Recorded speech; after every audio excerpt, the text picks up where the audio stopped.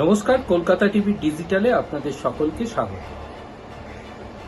All India Trinamool কংগ্রেসের bank অ্যাকাউন্টকে fridge করে দেওয়া হচ্ছে। রাজ্যের প্রাক্তন ক্রীড়ামন্ত্রী অরূপ বিশ্বাসের চিঠির পরেই এই পদক্ষেপ গ্রহণ করে। সেই ফ্রিজ করে দেওয়া 3টি ব্যাংক অ্যাকাউন্টকে খোলার দাবি নিয়ে কলকাতা হাইকোর্টের দ্বারস্থ হয়েছিলেন অল ইন্ডিয়া তৃণমূল কংগ্রেস। ইতিমধ্যে কলকাতা হাইকোর্টে সেই মামলা দায়ের হয়েছে। তাদের দাবি অবিলম্বে এই অনৈতিকভাবে যে ব্যাংক অ্যাকাউন্ট ফ্রিজ করে দেওয়া হয়েছে সেই 3টি ব্যাংক অ্যাকাউন্ট খুলে দেওয়া হোক। কোটি কোটি টাকা গচ্ছিত রয়েছে ওই অ্যাকাউন্টে।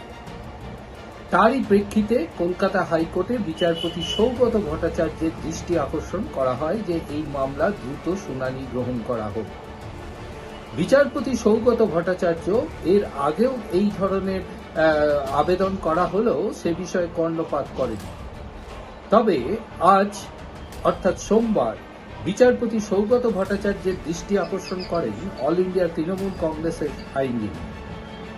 তার দৃষ্টি আকর্ষণের প্রেক্ষিতে বিচারপতি সৌগত ভট্টাচার্য জানিয়ে দেন যে এই মামলার সঙ্গে সংযুক্ত সকল পক্ষকে নোটিশ দিতে হবে এবং আগামীকাল এই মামলার শুনানি গ্রহণ করা হবে কিনা সে বিষয়ে সিদ্ধান্ত গ্রহণ করবে আদালত।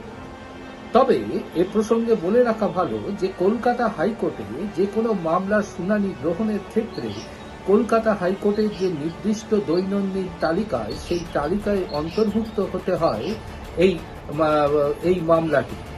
অর্থাৎ আজকের দৃষ্টি আকর্ষণের পর বিচারপতি সৌগত ভট্টাচার্য যেহেতু মামলার সঙ্গে সংযুক্ত সকল পক্ষকে নোটিশ দেওয়ার নির্দেশ দিয়েছেন, তার প্রেক্ষিতে আইনজীবী মহল মনে করছে যে আগামীকাল এই মামলার শুনানির সম্ভাবনা রয়েছে।